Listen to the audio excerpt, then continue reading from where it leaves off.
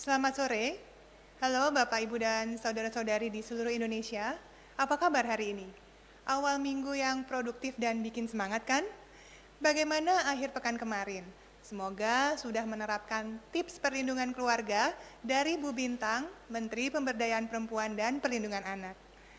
Di awal minggu ini, saya ingin menyampaikan berita yang baik, yaitu tentang naiknya jumlah pasien sembuh atau kasus selesai isolasi COVID-19 di negara kita. Angka kesembuhan atau recovery rate kita naik ke 73,8% dibandingkan satu minggu sebelumnya di angka 72,47%. Total, per hari ini sebanyak 206.870 orang sudah dinyatakan sehat kembali. Angka kesembuhan hari ini lebih banyak daripada angka konfirmasi sebanyak 3.856 pasien sembuh. Sedangkan pada hari ini ada 3.509 kasus baru. Semoga akan lebih banyak lagi yang sembuh ya. Bapak, Ibu, dan saudara-saudari, kita patut berterima kasih kembali kepada 250.000 lebih tenaga kesehatan yang telah bekerja keras di lebih dari 750 rumah sakit rujukan. Ditambah lagi pasukan bantuan medis yang ikut merawat saudara-saudari kita yang sedang sakit.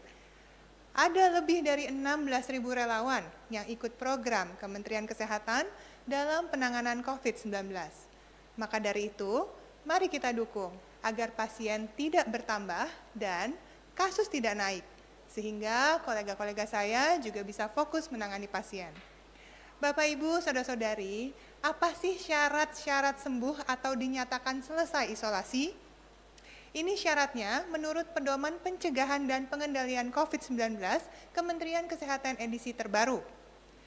Pasien dengan gejala berat atau kritis yang dirawat di rumah sakit dinyatakan selesai isolasi apabila hasil pemeriksaan follow-up PCR swab test 1 kali negatif, ditambah minimal 3 hari tidak ada gejala seperti demam dan gangguan pernapasan. Nah, untuk kasus berat, bisa saja pasien dipindah ke ruang non-isolasi sebelum dipulangkan atau rawat inap biasa. Sedangkan pasien dengan gejala ringan dan sedang, gejala seperti demam dan gangguan pernapasan. Apabila setelah selesai perawatan di fasilitas kesehatan, namun belum mencapai 14 hari, tetap harus menjalankan isolasi mandiri di rumah dengan syarat tetap membatasi aktivitas dan kontak dengan orang lain. Nah, untuk kasus asimptomatik atau tanpa gejala, dinyatakan selesai isolasi mandiri selama 10 sampai 14 hari sejak terkonfirmasi positif. Saya perjelas ya, isolasi mandiri harus diterapkan dengan disiplin, tidak boleh kendor. Bagaimana sih isolasi mandiri yang benar? Ini ada 7 tipsnya. Yang pertama, selalu pakai masker selama diisolasi.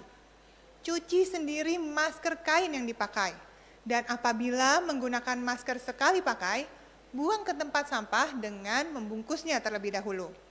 Kedua, jika ada gejala sakit seperti demam, batuk, dan bersin, tetap di tempat isolasi. Tidak pergi keluar rumah atau tidak meninggalkan tempat isolasi sampai masa penularan selesai. Yang ketiga, manfaatkan fasilitas telemedis atau konsultasi online dengan pakar kesehatan. Beritahu petugas medis tentang keluhan dan gejala, serta riwayat berpergian, dan apabila ada riwayat kontak dengan orang yang terkonfirmasi positif COVID-19. Keempat, selama di rumah atau tempat isolasi, kamar harus terpisah dari anggota keluarga lainnya. Dan selalu jaga jarak 1 sampai 2 meter dari anggota keluarga. Tidak memakai peralatan makan, mandi, dan tempat tidur yang sama dengan anggota keluarga yang lain. Ingat, cuci sendiri alat makannya ya. Yang kelima, cek kondisi tubuh. Ukur suhu, denyut nadi, dan tekanan darah.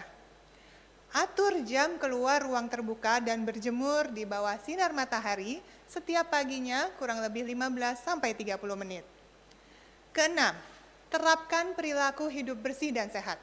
konsumsi makanan bergizi seimbang, olahraga yang rutin dan teratur, tenangkan pikiran, tenangkan jiwa kita. Terapkan etika batuk dan bersin yang baik, yakni dengan menutup mulut dan hidung dengan siku bagian dalam pada saat kita batuk atau bersin. Yang ketujuh, jaga kebersihan dan kesehatan di rumah. Bersihkan seluruh permukaan dengan cairan desinfektan yang tepat sesuai dengan peruntukannya. Jika isolasi mandiri tidak dapat dilakukan di rumah, pemerintah menyediakan fasilitas isolasi. Hubungi Dinas Kesehatan atau Satgas COVID-19 setempat apabila Anda merasa membutuhkan bantuan tersebut. Bapak, Ibu, Saudara-saudari, kita optimis penderita COVID-19 memang bisa sehat kembali. Tapi tetap waspada. Selama pandemi masih ada, jangan sepelekan penyakit ini. Mencegah jauh lebih baik, lebih murah, dan lebih nyaman daripada mengobati. Ingat 3M, itulah pencegahan yang terbaik. Kompak yuk, solid bersatu melawan COVID-19, sukseskan 3M, hentikan penularan COVID-19. Selamat sore dan salam sehat dari saya.